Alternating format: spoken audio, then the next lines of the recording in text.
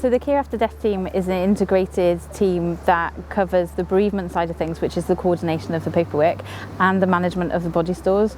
Our team do a joint role between the bereavement and a mortuary assistant role.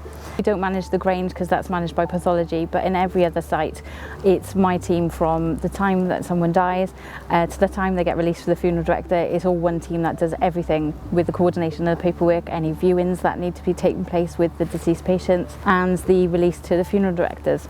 Our service started in October 2020 in the midst of COVID. It was very hectic. We've expanded across the health board to all the acute sites with a face-to-face service, and we do all the county hospitals remotely.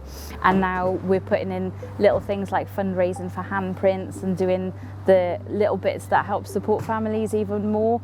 The deceased patients and the relatives are in the centre of what we do, and we'll do anything to make that experience better for those patients and for those relatives. My team, most of them have some sort of personal experience around bereavement. I think because the team have personal experiences and some maybe haven't had the best experiences, I think that makes them driven to make sure that everyone that they deal with has the best experience that they can, because they might have not had the best one when they've had their personal experience. It's the respect and the dignity and it's those kind of things that I notice are so upheld here. Back in South Africa, it was just dealt with in such a way that I was traumatized for a long time, just because of how they lay her out and how it was told to me that she passed away. And when I went in to go and see her. When I was 20, my son died, and I didn't feel that I got the service that I needed. So I feel, as a lot of the other members of the team, how important it is for us to provide that service for the families. But one of our challenges would be that when we go through the notes, we see how the patient passed away. It causes you to really feel crap about that person. We see that every day.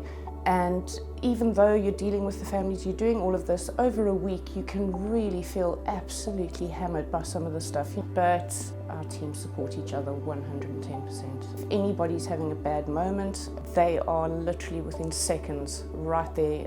So you can reach out and your teammates have got you.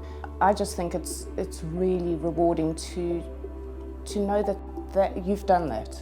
And I think it's even more so because the relatives and the next of kin, you're trying to do this as quickly as possible because that would make them happy and it would make them feel better about it. That's where we come up, where we step in.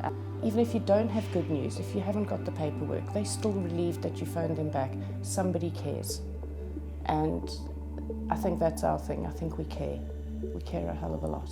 I love the fact that we've been able to provide this service within an Iron Bevan and that we've been really, really supported to do so. It's such an important service. When our patient dies, that's not the end of the road. That means there's relatives behind that we need to support, and I feel that we're getting the processes in place to enable us to do that. Our deceased patients are still our patients, whether they're living or whether they're deceased, and our service is about making sure that we treat them with the dignity and respect that we would our living patients.